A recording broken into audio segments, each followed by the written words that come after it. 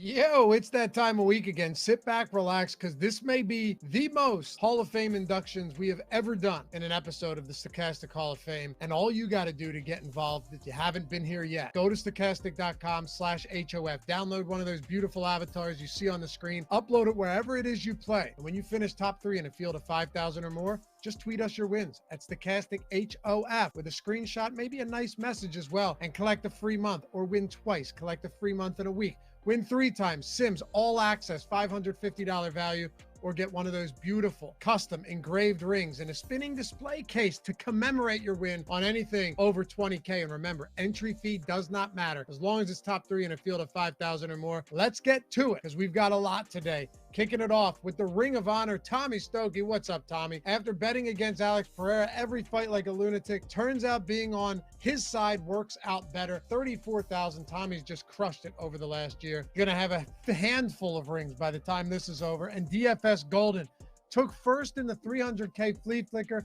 Biggest win yet, thanks to the amazing tools. 50K for DFS Golden entering the Ring of Honor, as well as Moses Guthrie. Another big win with the Stochastic All Access Sims. I think this one earns me a ring. Yes, it does, sir. Can't wait.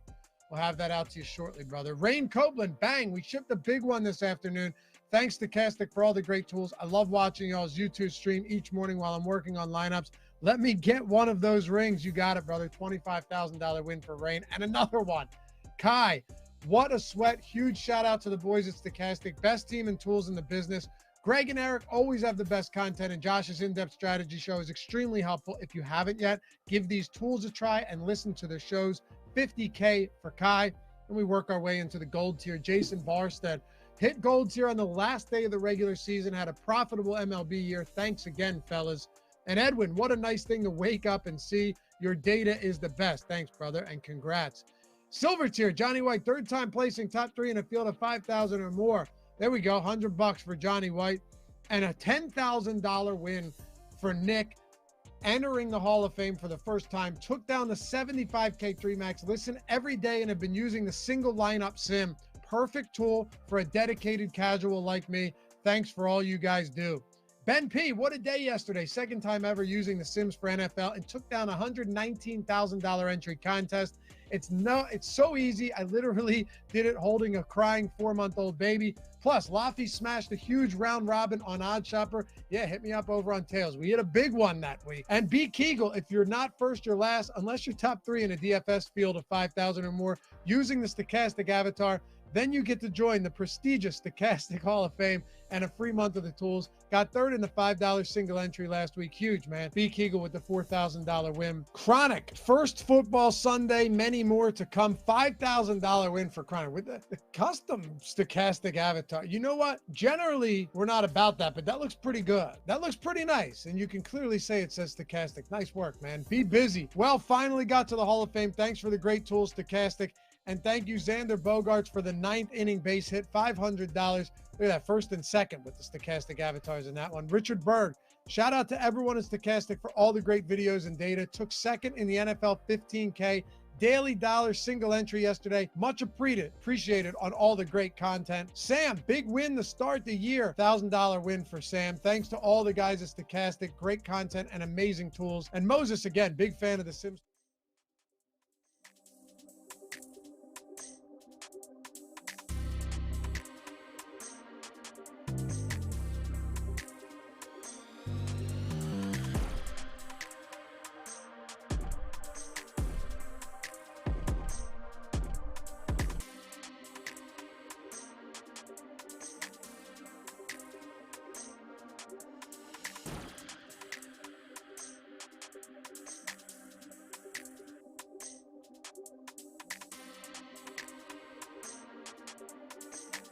Hey, good evening. That's what it is. Welcome to the Stochastic.com live before log NFL Showdown edition. Seattle Seahawks, San Francisco 49ers. Breaking it all down over the next hour. Get you ready. Good one, too. A lot of injuries, though. You might not know that by looking at the offensive side of this game, but Greg, defensively, a lot of more than notable injuries on both sides of the football tonight. Makes for a really interesting game. Yeah, we just I saw somebody just get ruled out.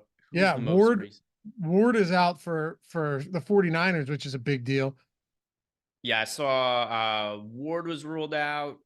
That was what, like 45 minutes ago or something like that.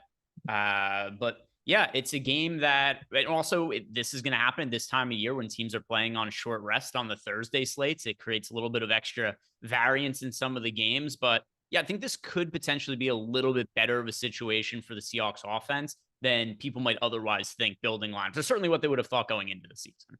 It definitely is. The Ward injury is pretty significant. But then on the other side, you have Reek Woolen who's out. Byron Murphy is out. Like they got some guys that are out. George Fant is out on the offensive line. That's not good. You've got a 5th-round rookie starting at I think right guard, right? So yeah, there's some actual big pieces in this game. So while you look at offense and you go, all right, well, the only notable guy that's out who's been out is Christian McCaffrey. Aside from that, everyone's pretty good. Defensively, there's a lot, and we're gonna have some spots to target there for sure. Obviously, a lot of that's built into the projections. You look at the total in this game. I mean, if I had asked you 5 days ago, just looking at the schedule, what would you have put the total in this game at? I don't know where you would put it at, but I can tell you right now that I would not have had it at 49.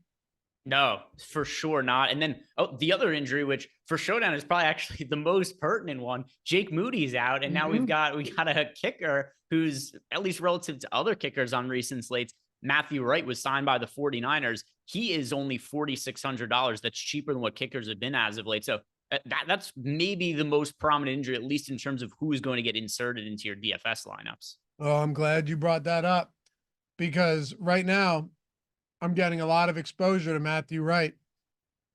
Would you cap the exposure there if you're running the Sims? I'm good with it. I mean, it depends exactly How much are what you number getting? it is that you are getting to, but I have him more than half my lineups. So do I. So do I. Yeah. So, I mean, I get it. And kickers have been pretty profitable in Showdown this season. There's no doubt about that. But I think actually, even in that Bucks and Falcons game, I think a kicker was optimal. There's always a kicker optimal now. Always. But I'm talking about a game that was like 400 to 397. And there was it Younghoe Koo? I think it probably was. It was optimal. I think both the kickers were optimal. You know what? I think you're right. I think they scored, I'm just going off memory, but I think they scored 17 and 16 fantasy points, and they were both in the winning lineup.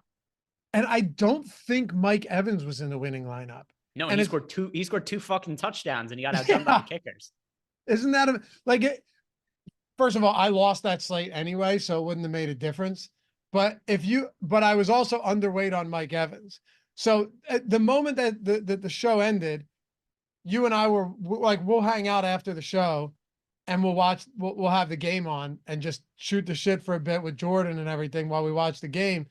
And Mike Evans scored right away. And I'm just like, all right, let's see how much oh, good. 8%, but it didn't matter. It didn't even matter. No. He only scored 2 touchdowns. He was no good that game. It's crazy. But this game, by the way, happy to have you guys with us. How could I forget? If you don't mind, take a single second this Thursday evening, atone for your sins. Hit that thumbs up, subscribe to the channel.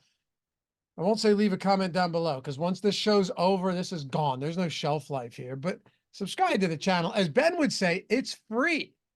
I didn't know this was actually viable. It's free to subscribe to the channel if you haven't done so. If you hate it, we'll gladly refund your misery. Just click unsubscribe. You never have to see us again, but I don't think you'll want to do that. But glad you guys could join us tonight. We got a lot to talk about.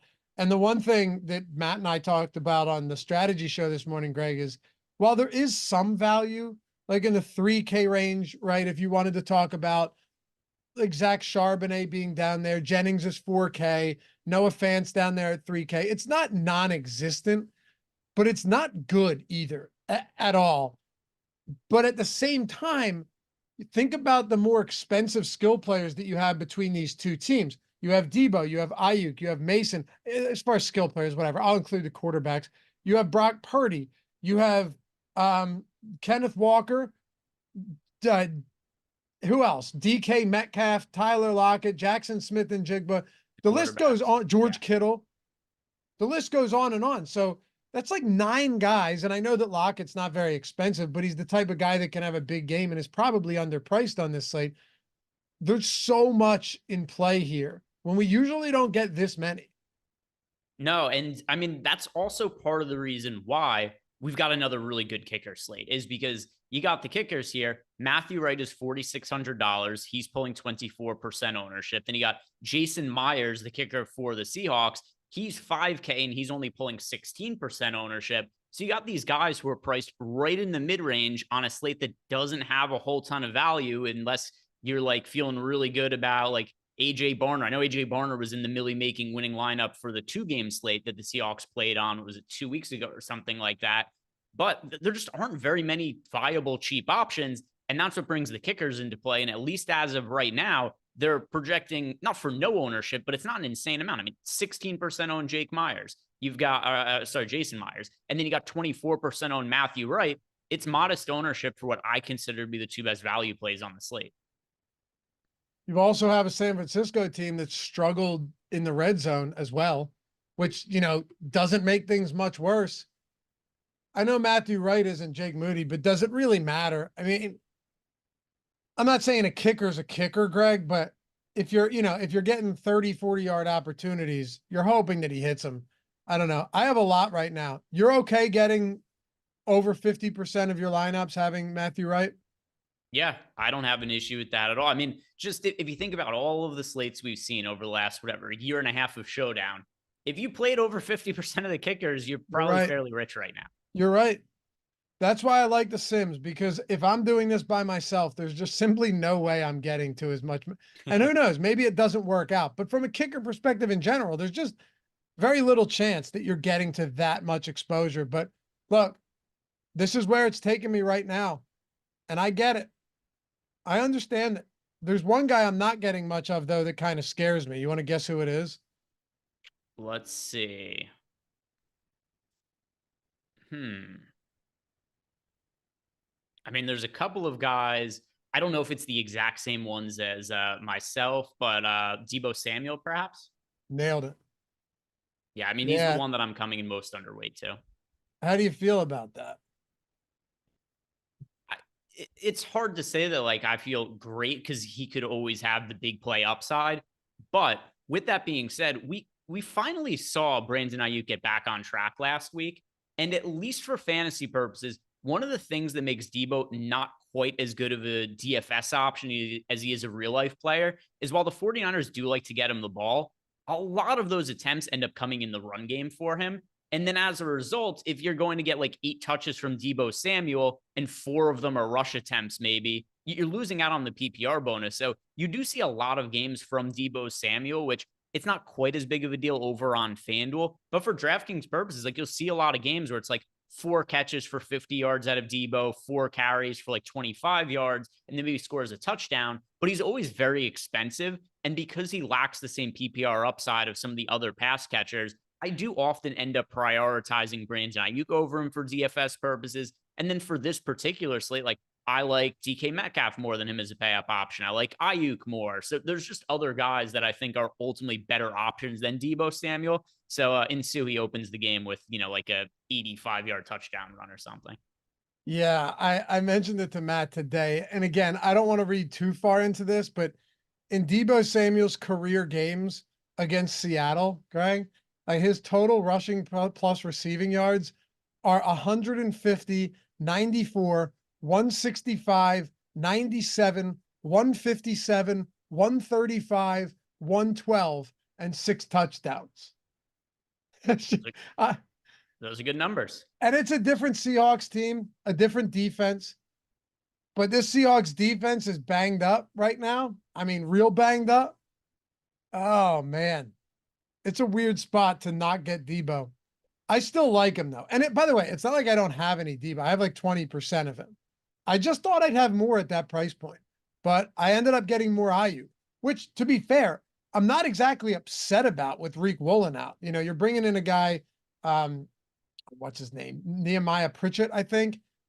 I don't know if he's confirmed starting, but he came in when Woolen got hurt last week. This guy Matt likes him, and I'll I'll let Matt vouch for whoever he wants when it comes to his college acumen. But at the same time, it's still like a 5th-round rookie, or I think he's a 5th-round rookie. So it can't inspire a ton of confidence against a very good, outside receiver in Brandon Ayuk. So I like Ayuk a lot too. Yeah, I mean, one other thing I'll add to the are we comfortable being underweight to Deebo Samuel or not? Unless you're just aligning yourself with the field on every single individual player's ownership, there just gets to be a point in time where you are Can't going play to be everyone. underweight to certain pay up options that have a very good chance of going off. So I wouldn't be stunned if Deebo Samuel has a big game. I'm just prioritizing all of the other pay up options ahead of him. I've got Kenneth Walker, DK Metcalf, Brandon Ayuk, George Kittle, just all guys that I get to more exposure to than Deebo Samuel. And Samuel also at $8,800. He's the most expensive of all the pass catchers on the 49ers. And yeah, you're right. You can't get overweight on everybody. Who's your most exposed captain right now? Most exposed captain for me, it's kind of spread out. And also, I actually like Deebo a little bit more at the captain spot than the flex spot. It kind of goes back to when you and I were talking about the situation with Achane earlier in the year, where they played against, I can't remember who it was they played against in that primetime game, but there was a situation where Achane was questionable to play. They ended up going out, and we're like, oh, there's a wide range of outcomes with Achane in that game. And I kind of see that with Deebo Samuel as well, where he's Buffalo, kind of, by the way. oh, sorry, what was that? Buffalo. Oh yeah, you're right. And that was the game where Tua died, and we haven't seen him Yes, since. And yes. yeah, so I think in a lot of ways Deebo's kind of similar to that, because he's very dependent, in my opinion, for big play, like long touchdowns, for him to get there from a showdown perspective. So that's one of the other reasons too. Like, I don't get to very much of Deebo in the flex spot, but he actually is my second most rostered captain. I think that's a pretty good way to play Deebo instead, is to get minimal exposure to him in the flex spot, and then maybe have like 15 or so percent of him in the captain spot. But overall, the captain I have the most of, it is Geno Smith. I do like that we're getting him playing against a banged up 49ers defense. We also see Geno Smith has a little bit of rushing upside, which is something that is important to me when I'm building lineups that have a quarterback at the captain spot. And then I like his pass catchers as well. Primarily, I like getting to DK Metcalf and Tyler Lockett today. Not that I have an issue with Jackson Smith and Jigba. I just don't get as much exposure to him as the other two guys. So to me, Geno Smith is the overall top captain option on the slate, but I don't have any captain of more than 20% of lineups. I don't have any captain with more than 16%. Yeah, I'm I've got Geno Smith a little bit underneath 20%. And then the other guys I've double-digit exposure to, Deebo Samuel, Brandon Ayuk, Kenneth Walker, as captains that I've double-digit exposure to. I have 8% Mason at captain right now, which I was a little bit surprised by. It might just be a product of the lack of value on this slate, though, because I'm actually like, I have a good amount of Ayuk at captain.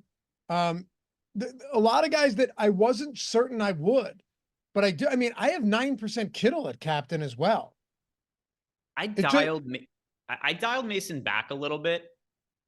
I'm a little concerned about his workload. I think what he did at the start of the year was a little bit inflated because of the fact that the 49ers, they probably thought going into the year that Jordan Mason was only going to have to be the workhorse for them for a couple of weeks at most. I don't think they thought that they would be at this point in the season and there would still be no Christian McCaffrey. It's a little concerning to me that in a very competitive game against the Cardinals last week, he only got 14 rush attempts and 1 target. And that also correlated with the reports that Christian McCaffrey was going overseas. You're seeing German specialists that both of his Achilles are apparently dealing with issues. And, it's still a significant amount of work where he had the 14 carries and the 1 target. But I'm not sure we're going to see the games where you get close to 30 touches from Jordan Mason again. Really? So who gets those touches? Correndo? So it's not that there's somebody else who all of a sudden steps in and has like a massive workload, but remember the first slate where there was no Christian McCaffrey, Correndo didn't play at all. Mm-hmm. And so him getting 5 carries last week, those came directly from Jordan Mason. Those were carries that were all going to Jordan Mason the first couple weeks of the season. Yeah. Mason did fumble though too. But Yeah, interesting. 5 carries for Grendo last week. He only, going into last week's game, he only had 7 carries for the entire season. Then he had 5 last week. You're not getting the Grendo though, are you? No, I just don't. I don't want to play a ton of Jordan Mason as the most expensive player on the slate. I'd rather get to DK Metcalf. I'd rather play Brandon Ayuk, the guys who are a little bit cheaper. So I just come in a little bit underweight to the field on Jordan Mason, and I only have, I think, 5% of him to captain. I get it. I have 7 or 8, whatever I said before. I also have a decent amount, around 35% at the flex spot as well. I'm just really spread out on this slate. Yeah, and I think that's probably the way it should be, right? If you want to take a stand, like kind of an artificial stand on a guy, I understand that. But at the same time, who is it going to be? You have so many guys that could kind of, break a 1-game slate. Like even a guy like Lockett could do that. Kittle could. How many times have we seen Kittle just kind of go off for the rogue 2-touchdown, 140-yard game? I'm not saying it happens tonight, but we've seen it more times than we haven't on these type of games where it's like, oh, wow, Kittle went off and I'm underweight. Ayuk being another one. DK Metcalf. Without Ward in that secondary for San Francisco, that's a huge hole they have there. Go down the list, even JSN. I mean, there's just a lot of mouths to feed, but there's also both teams. This is what makes this a weird game. Both of these teams are very capable. It's not to say that they will, of just like locking on to one guy for the game, and then next week they do something totally different. You have the skill position players. I have the most of Kenneth Walker. I have the second most of DK Metcalf. But like you said, it's like kind of spread out. It's like DK Metcalf is my second most rostered pay up skill position player. And that means that I have him in about 40% of lineups. 40%? Yeah. So that comes in, let's see. Yeah. So like so low 30% of him in the flex spot, and then 8% in the captain spot. So yeah, 32 and 8. Okay. What about at quarterback? You've got a situation at the QB position where Geno Smith is passing the ball a lot this year. I mean, a lot. Now, a lot of that is game script dependent for sure, but they are kind of a pass first team in this. I don't like to get too bogged down in the whole, like, are they, what's their run pass ratio through 5 weeks? I'm willing to look at that if we provide proper context, like if we actually look at the games, right?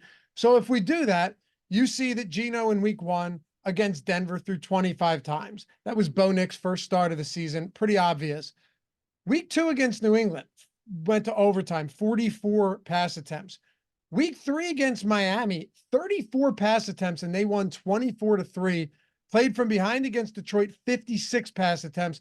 Played from behind against the Giants, 40 pass attempts. So, they're still a pass first team, and he's an accurate quarterback, and they have the weapons in the passing game, especially with JSN in his second season and evolving pretty quickly. But this could also be a game where they're playing from behind and Geno has to throw another 45 times. And then also the 49ers secondary is banged up like we talked about before. So I do think the most likely game script sets up for Seattle to throw the ball more frequently, which is one of the reasons why before, when you asked me who's my most rostered captain, the answer overall, it is Geno Smith for me. Geno, okay. I'm with you. I get it. It's crazy, though. The 4 times he's faced the 49ers, he's lost by 18, 18, 20, and 8. So it's been one of those odd divisional matchups where he has struggled, where the Seahawks have struggled, but you've got a different coaching staff. You have more weapons on offense. So maybe things look different today. I have seen this number move from 3.5 to 4 in some spots as well, though, but we'll see. I like Geno. Brock Purdy, I have pretty decent exposure to as well. Quite frankly, I have good exposure to both of these guys. And at captain, I have 15% Geno and 12% Brock Purdy. That's actually more than I thought I was going to get. It's also a different 49ers team from previous years. This team is just struggled to open up the season. A lot of it does have to do with injuries, but that's a recurring issue for today as well. I mean, what were the odds of San Francisco being 2-3 to open up the season? Especially if you looked at their schedule. Some of these games the 49ers have played, and it's not like they're playing the schedule that like the New Orleans Saints have played or anything like that. The 49ers played the Jets, they played the Vikings, and I know the Vikings would end up being much better than expected, but that game aside, so they played the Jets, they beat the Jets at home, they play in Minnesota, they end up losing that game. They lost to the Rams when the Rams were beat up. Then they play against New England at home. They beat New England. Who cares? Everybody's beating New England at home. Then last week they play Arizona. You lose to Arizona at home. And that was with like a relatively healthy version of the 49ers. That was probably the healthiest they've been of the entire year. I get it. This is probably the worst the 49ers have been, I don't know, in a really long time now. Yeah, well, they were touchdown favorites. They were 7.5-point favorites against Arizona, 7.5-point favorites against the Rams. They opened as 6.5-point favorites against the Vikings. But yeah, like you said, the Vikings are just a good football team right now. Pretty crazy. Pretty nuts. Yeah. So yeah, the matchups are definitely a little bit different than they would have been in the past. And no Christian McCaffrey. But how do you approach a guy like George Kittle today? This is one of the more intriguing type showdown plays. I mentioned it a minute ago, because Kittle could have 3 for 30, or he could have 4 for 102 touchdowns. Kittle's one of those guys, particularly for showdown slates, that my preference is just to align myself with the field on him. Same. Because there's such a wide range of outcomes. We've seen showdown slates where George Kittle will go for, I think a couple of years ago, George Kittle scored almost all of his touchdowns. He had like a really weak touchdown season, and he had like 5 touchdowns for the entire year, and 3 of them came in one primetime game. And you'll see a lot of those games for George Kittle where he'll have a game where he breaks out and he goes for like 120 yards and multiple touchdowns. Then there's the other side too, where he's just more involved in blocking than he is in the passing game. And because there's those wide range of outcomes and there's no real rhyme or reason for it, I don't consider it to be like particularly predictable with him. It's not like matchup dependent or anything like that. We've seen him go off in tough matchups. We've seen him have weak games in really easy matchups. So I'd rather just align myself with the field on George Kittle and be like, hey, whatever happens on the slate, it'll be other spots that make or break me. Yeah, I love that. Amy S. With a super chat. Thank you, Amy. If you had a question and you meant to put it in there but didn't, feel free to let us know. We had another question or a super chat from, let me pull it up here, from Goody. What's up, Goody? 1 year ago, Ronnie Bell won me a showdown. I remember that, Goody. I remember that game. Yeah, was it Ayuk that was out, or was it Debo? It was one of them. I think they actually might have both been out. I remember he had one of the flukiest catches. I remember the play that he ended up winning on. It was the one where like the ball deflected off somebody's helmet, and then Ronnie Bell ended up catching like a 35-yard pass off of it or something like that. It was like a very weird deflection play where he ended up getting a reception. They also scored a touchdown. Man, I'm so pissed off right now. The Northern Lights are right outside of my house. The Aurora Borealis, my wife's sending pictures to me and a group of friends, and I love this stuff, and I can't see it, Greg. Is it still going to be there when we're done? I don't know. Have you ever seen them? I've like on Google. Right, but like never in person, right? I don't think so. I mean, it would be pretty cool, don't you think? I'm not for that shit. I could look it up online. Really? Are you? Yeah, I could look it up online. Like that's the problem. That's the problem with you guys in this industry, man. You got no love for nature. You'd rather sit. If I asked Ben about that, he'd call me a moron. So a part of it too is my dad always hypes that kind of stuff up. I love it. It never works out. Like my dad either has the wrong date or we go somewhere and it's cloudy and you can't see it. I remember there was supposed to be like a blood moon last year or something like that. And my dad had the wrong date, or it was supposed to be in New Jersey like 1 month, but he saw it was going to be in Florida that date or something. And he made us all go outside, and I got all excited and took like bong hits for it and everything that went outside. And we walked all over my town and couldn't find anything. And then eventually it occurred to me, I was like, I'm going to do a Google search here. I was like, yeah, this isn't until like next month. And then we had to go back in after we wandered around for 45 minutes. But if you saw it, it would have been pretty cool. That's all I'm saying. I was so pumped for the full solar eclipse, and then it was just like I had it marked on my calendar, and then just complete overcast. Yeah, that's what always happens to me when I try to see that Yeah, kind of thing. I like that stuff though. Chris Williams, gonna get annoying, Loughran and Greg, but I have to double the tone in the morning and right now. Tone, folks, bring yourself some good karma. Hit the thumbs up. Yeah, my man Chris Williams always helping us out here. He does that as well because he knows it brings him good fortune. John Damon Walls, thanks for the work, fellas. Let's win some money. Oh yeah, brother. Member for 9 months. Thanks, dude. Chris gifted some memberships. Einsteinian banged up San Francisco secondary. How do you like Lockett at captain? Let me see if I'm getting any because I don't think it's crazy.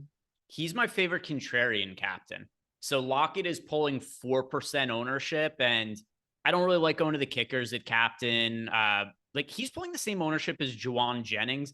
I get that Jennings looked good when everybody was out for the 49ers, but everybody's back now. And like Juwan Jennings at 3% owned. It's crazy to me that Juwan Jennings is 3% owned to captain and Tyler Lockett is 4% owned to captain. It's hard for me to buy into Jennings having a massive upside when Brandon Ayuk and Deebo Samuel and George Kittle are all out there and playing.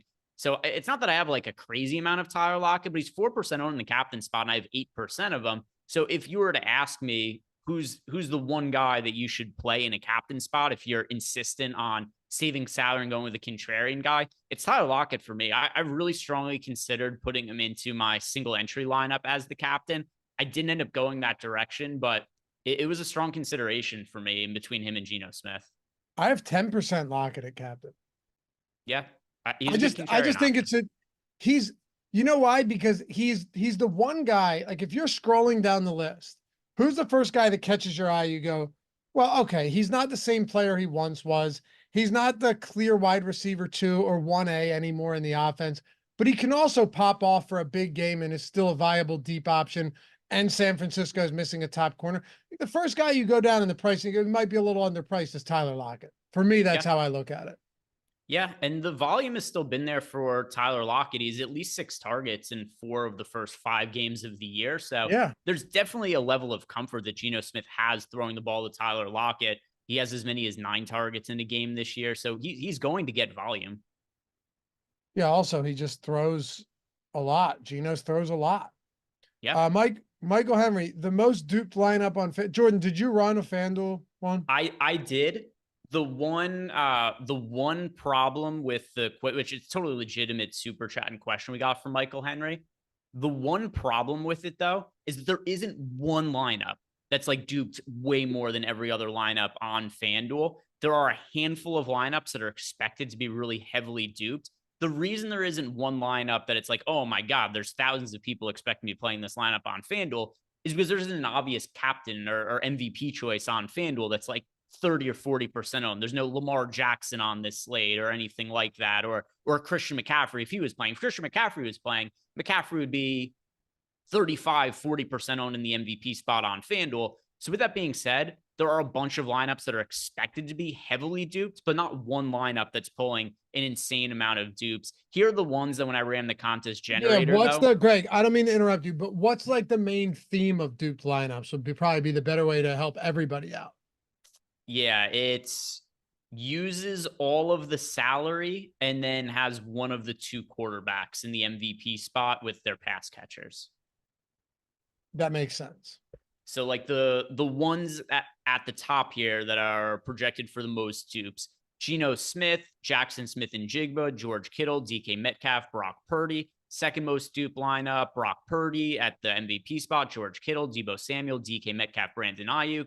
Third most dupe: Brock Purdy, Jackson Smith-Njigba, Geno Smith, George Kittle, Brandon Ayuk. So quarterbacks with pass catchers, those are the lineups too. And thank you for asking that. That's a better way to describe it because there is a common thread between the most duped lineups, but there isn't one individual lineup that's going to be way more popular than all the other ones. So Michael Henry, I hope that helps answer your question there. But yeah, not like one lineup that I think would be like the must play, like just chalk cash lineup. There's only one lineup actually that doesn't have Brock Purdy or Geno Smith that's expected to be one of the most duped lineups, and that is a Jordan Mason lineup. It's Jordan Mason, 49ers defense, DK Metcalf, Brock Purdy, Brandon Ayuk. So it's a 4-1 49ers onslaught stack. But beyond that, I think the top 25 or so most duped lineups, either of Brock Purdy or Geno Smith in the MVP spot, and the rest of the lineup is their pass catchers. Can I just say I love this auto-generated chat summary experiment? Viewers are commenting on Greg's reaction to a weather phenomenon and sharing their thoughts on fantasy football lineup. It makes it seem like I'm just an insane person who you're like, who's gonna win the football game? And I'm like, but the weather. And then you just well, Jordan, what was the one from the Sunday deeper dive where it was like viewers are comparing analyst Ben Rasa to Jesus? Well, many have said he's the second coming. Yeah, that's right. That's right. Yeah. Anyway, there's going to be a common theme. There's going to be a common theme on duped lineups on DraftKings too. It's just the way it is. Like I'm looking right now to see what the most duped lineups are on DraftKings, and it's nothing crazy, but believe it or not, for me, it's actually a Debo captain lineup, and I think that's just because no kicker, Greg. Like this makes perfect sense. Debo, 49ers, Purdy, Kittle, Mason, and Lockett. And like all of these lineups that are the most duped outside of maybe one or two in the top 20 that I'm looking at, almost all of them are zero kicker lineups. Yeah, and also, I mean, it's same like DraftKings versus FanDuel. There's no crazy similar chalk lineup for today. There it is. Jordan found the chat summary. There it is. Viewers discuss the Jesus-like qualities of Stochastic host Ben and a recent story involving a church lady and a donation. It's because she was watching the deeper dive and skipped church, so decided to like have the deeper dive on one and then the church broadcasting their live stream from the other. And we're talking about the whole atone for your sins, hit the thumbs up. We're like, that's the ultimate definition of atoning for your sins on the deeper dive. I believe God would approve. But anyway, there's another guy I want to talk about. Two of them, actually. It's AJ Barner and Noah Fant. Before we do, though, guys, we still have, what, it's 7:50. So we still have 25 minutes until lock. Bet365. You might have heard me talk about it before, but I would recommend listening to this one. You bet $5, you get $200 in bonus bets, okay? If you're in any of the states that Jordan has on the screen. The link's in the description, the link's in the chat. You click the link, you sign up. It takes like 2 minutes to get verified. I would imagine many of you have your lineup solidified already. You place any $5 bet after you deposit 10. You only have to bet 5.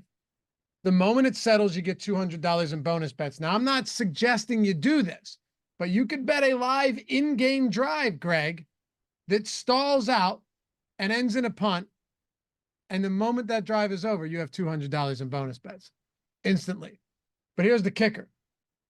Yes, last Thursday, I got $70 in bonus bets on Bet365 just for placing $50 cumulative same game parlay on that Bucks Falcons game. Now it could be $10 bets and you make 5 of them to get to 50, or it could be one $50 same game parlay. I do one because I'm not spending the time making 5 or 10 same game parlays. $50 cumulative, minimum odds of even money plus 100, which is amazing. We've hit 3 of our last 4 because we're just going like even money plus 120 spot. You don't have to do any of the crazy long shot, and you get $10 per every single touchdown scored. There were 7 touchdowns scored last week, and this game has a near 50-point total with wildly banged up defenses. So if there was ever a time you're going, hey, you know what? Maybe I should do this. Link in the description and in chat. Bet 5, get 200 after depositing 10. With that link. And if you place a $50 same game parlay, 3+ legs, minimum odds of even money, plus 100, you get $10 per every single touchdown scored. So last week I ended up on a plus 130. I ended up making like 140 for doing nothing, Greg. Pretty good stuff. Yeah. It's pretty easy to make money doing nothing sometimes. That was one of those situations. Trying to think, like if we were just to really quickly think about a same game parlay that we might like for today. Is there anything that you had found that you liked for this slate over on Bet365? I got one to exactly even money. Okay. Because when the minimum odds are even money, I want to actually get it close to even money. You know, that's what I want to do. I don't want to go with a crazy long shot when it's a 50, like it's not a minimum $5 bet, it's a minimum 50. So I know that I'm collecting on the other end anyway. So why not try and turn 50 into 100 and then collect hopefully $50 in bonus bets on the other side. I got Deebo Samuel, 50 plus receiving. I went Geno Smith, 25 plus passing attempts, which, you know, if he stays healthy. And then Niners alt spread at +7.5. All right. The only one of that I'd say that I'd be like a little sketched out on maybe Deebo, is right? the Deebo receiving yards. Yeah, but in order to get it to even money, you have to take a semi stand on something. I'd rather do that than bet like 7-leg alts to get to even money, because then I'm just risking so much more. And you know what I mean? It's football. Yeah. So I'd rather keep it to 3 legs. At any of those long legs on football, you see people bet the alt lines where it's like, oh, but like Kenneth Walker should have 25 plus rushing yards today. The odds of there being a primetime game where 0 players get hurt, that in itself is like a 50-50 proposition. Exactly. So I like to minimize that risk and go with 3 legs and then take a little bit more risk on, it's still an alt lower for someone like Deebo, but that's the way I'm doing it. Anyway, I want to talk to you about Noah Fant and Barner. Barner won somebody a solo 500K. Yeah. Not this Monday, but week 5 Monday night, or week 4 Monday Night Football with the doubleheader. What are you doing with those tight ends for the Seahawks? I don't think I'm playing them really. Let's see. I've got a couple of Deebo lineups. I've got a couple of Barner lineups. So actually, one Barner lineup. He's projected for very low ownership, though. It's not a spot that I think is really necessary to get to, especially because Font is 3K, and he has just not been all that involved in the offense so far this year. And that's even though there's been all kinds of opportunities for him to potentially have decent games, because we've talked about numerous times over the course of the show how much Geno Smith has thrown the football this year.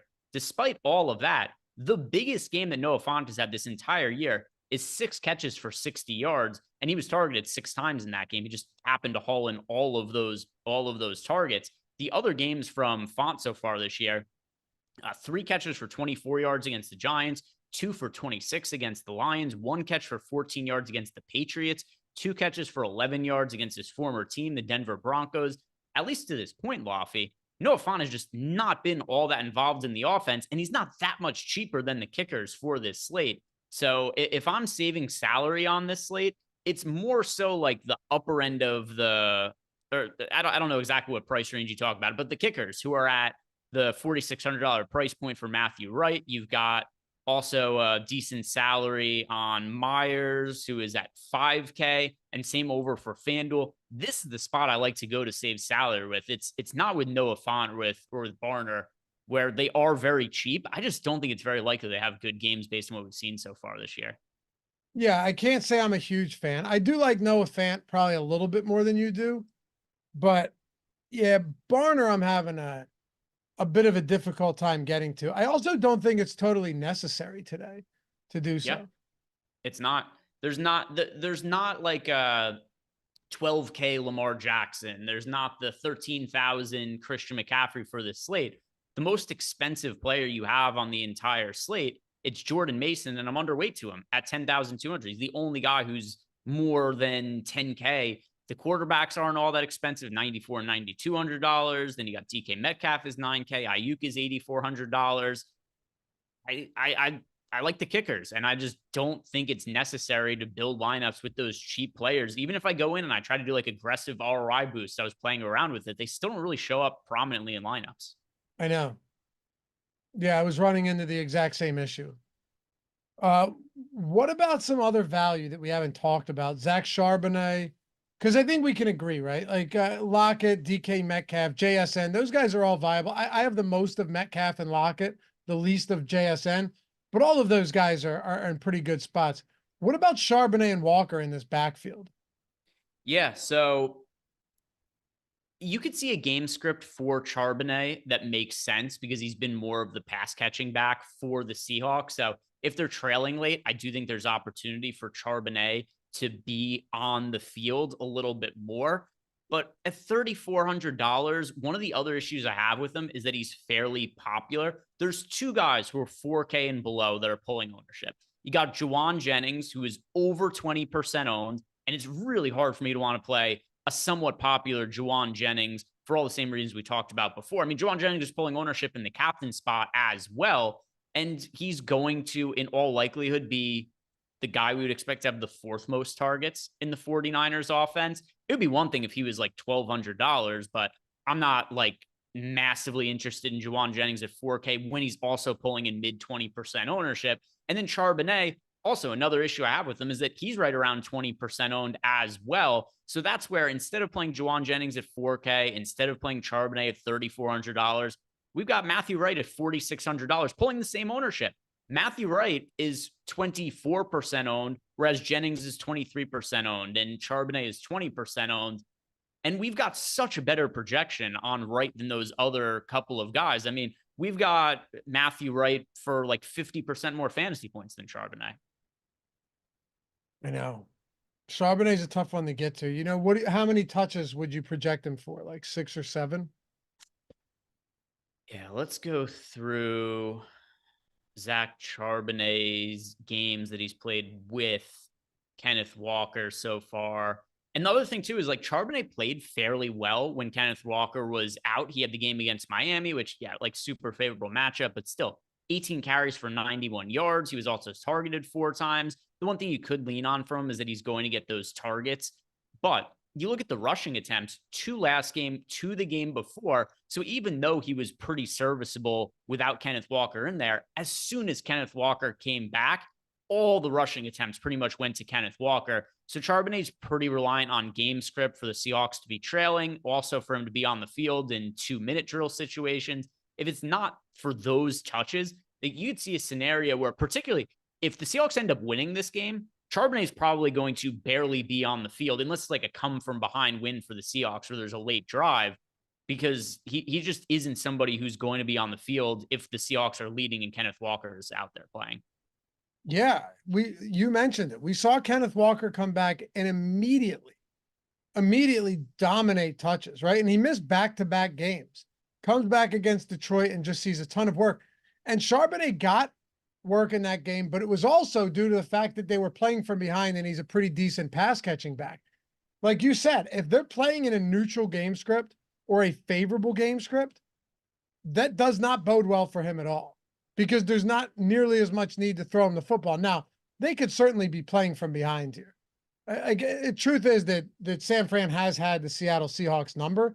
Who knows if that lasts? Maybe Seattle just continues to, or San Francisco just continues to struggle. But yeah, if they're playing from behind, Charbonnet might be a guy you want, because for all we know, you might have like a 5 for 55 and a touchdown game receiving that ends up looking good. But yeah, neutral, positive game script. Charbonnet's probably not involved enough for him to be a guy. I mean, I don't have much of him at all right now. And the other issue too is, even though Charbonnet probably gets somewhere like 3, I mean, he's had at least 3 targets in every game so far this year. The depth of target is so shallow for him that it never amounts to very much in terms of total receiving yards. He hasn't had more than 40 receiving yards in a game this entire season. And that's even though he's had 4+ targets in 4 consecutive games now. It's a lot of like 2, 3, 4, 5-yard receptions. I think he's only had 2 receptions longer than 10 yards the entire season. Is that right? I'm pretty sure that's the case. And that's with him starting 2 games and getting all of the carries.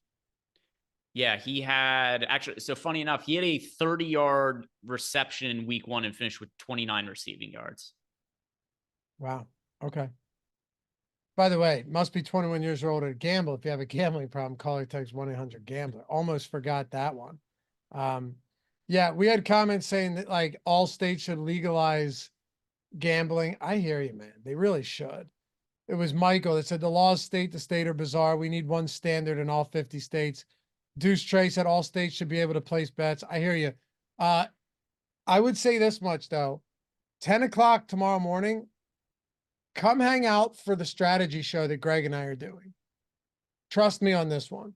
If you've been looking to get the most easy and affordable, you know what? I'll say it. The cheapest, dirt cheap way to get core NFL, $100 a month value. If you've been looking for the cheapest way to do that, would strongly recommend, Greg, that they tune in tomorrow for the strategy show on the Sims tournament strategy. Absolutely. We got something new cooked up for people. So check it out. I think there's going to be an offer there that is going to apply to a lot of you guys, and it's certainly going to be accessible to everybody. Yeah. If you've been on the fence, you won't be after tomorrow morning. Let me put it to you that way. Anyway, how about defenses today? 49, 48.5 total game. You've got a spot where I'm coming into this blind this morning going, not really sure how much I'm going to get, kickers, defense, all of that. And then it just turns out, that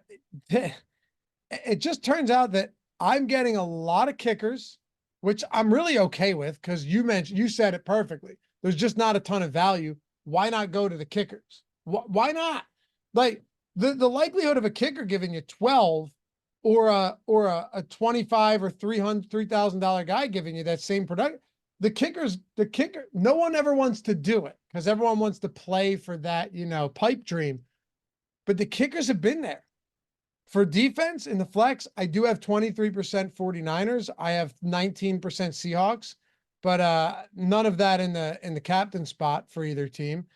I have a decent amount, so 20 and 19%, but nothing at captain as expected. Just a lot more kickers than defense for me today.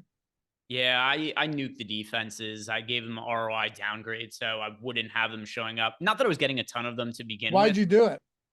Yeah, so on the 49ers side, the injuries definitely played a part in it where the defense is going to be banged up. If I was going to play one of the defense, it would be the 49ers side, just because the Seahawks throw the ball so much that it creates more scoring opportunities for the 49ers defense. But the way my lineups are being built, it just didn't really make a lot of sense for me to be getting to the 49ers when I'm really prioritizing the Seahawks passing game. So with Geno Smith being the player I have the most exposure to overall and my most rostered captain, and then I've got a lot of exposure as well to the skill position players from the Seahawks, it just didn't really fit in with the lineup builds that I had. And I ended up taking the 49ers down as a result of that. Like, I didn't want lineups that were going to have like the 49ers defense and then Geno Smith with like 2 or 3 pass catchers from the Seahawks. So didn't really end up with much of San Francisco's defense. And then the Seattle defense was another one that I just didn't really have a lot of interest in at $3,800. And that is a lot to do with the fact that we're going to be seeing a lot more running from the 49ers side of the game in all likelihood, which limits some of the scoring opportunities for Seattle. So, not really a game where I want to be getting to the defenses like you. I really like the kickers instead. So when you run the Sims, what are some of the things week over week that'll drive you to make those types of decisions for boosting and capping exposure and kind of nuking certain players? Yeah, a lot of it has to do with me looking at some of the lineups that I have exposure to, say, like the 49ers defense in. And when I was looking at my lineups, I did notice that a lot of the lineups that had the 49ers defense ended up also having Geno Smith with multiple of his pass catchers. And those are lineups that I just wanted to weed out. Like, there's not a one size fits all rule for every showdown slate or for every main slate, but when I'm selecting my top 150 ROI lineups, I do generally look at my exposures and then I scroll through the lineups to kind of see like, oh, where are these players fitting in with some of the other players they're coming in with? And I just happen to notice that a lot of my 49ers exposure did come with heavy exposure to the Seahawks offense, and it just wasn't builds that I really like. So once I weeded those lineups out, I just didn't land on much of the San Francisco D. Amy, who super chatted us early, did have a actual comment or a question. She said, oops, question was decent slate. How much are you leaving on the table? I'll be honest. I don't really consider that too much when I'm using the Sims to build these, but it looks like most of what I have, Greg, and I'm just looking now. Most of what I have is above 49,000, but not fully maxed to the 500 or 50,000. Yeah, that's the same for me as well. I will just to add on to that, because Amy didn't specify a site. If it's for FanDuel, I almost never have top projected lineups that use all the salary. Almost all of the top lineups that come out through the Sims on FanDuel are leaving at least $1,000 or $1,500 in salary on the table. Part of that is because the salary is different with how it works on FanDuel than it does on DraftKings. But another part of it too is because if you're playing a lineup that uses all of the salary on FanDuel, unless you got like a goofball at MVP and you're like, no, I'm playing a kicker at the MVP spot, then do whatever the hell you want. But if you're playing somebody who's like a reasonable MVP option on FanDuel and you use all the salary, it's just a lock to be a heavily duped lineup. So FanDuel, I almost never have top lineups that leave less than $1,000 in salary on the table. Very different than DraftKings, for sure. Very different. Another thing I wanted to talk about, is there any single player? We still have 6 minutes to go, and appreciate you guys hanging out with us as always. We still got 1,400 here with us. Is there any single player we haven't talked about that is cheap, right? Like I'm talking discounted players that appeals to you in the slightest? And my guess is that your answer is going to be no, but you're talking guys like Kyle Juszczyk and Isaac Guerrero, AJ Barner, Eric Sauber. Like I don't see it today. 1.5% exposure to Kyle Juszczyk is the most I have of any player who is under 3K. There you go. Yeah, there's not much there. And really, even if you were to have like a rogue touchdown from Jake Bobo, on his 2 or 3 snaps, right? Even if you were to get something like that, I'm not convinced that a Ronnie Bell touchdown on 1 for 13 and a touchdown, or Jake Bobo for 1 and 10 receiving for a score.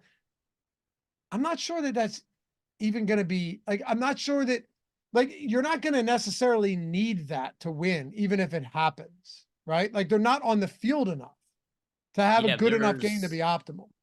There's nobody cheap that I get to meaningfully on either site. So then even like over on FanDuel, because I'm seeing people in the chat ask about FanDuel, I think Noah Fant is probably the cheapest viable player on FanDuel at $7,500. And he's in 3 of my top 150 lineups. So on both FanDuel and DraftKings, I think it's very unnecessary on this slate to punt with anybody. And that's also going to happen on a lot of games that are expected to be higher scoring games that maybe aren't like higher scoring games that don't have an obvious value play. It's different if there's just like, hey, the starting running back's out and there's a backup in there. The injuries we have in this game, it's coming from defense or Jake Moody being out at kicker.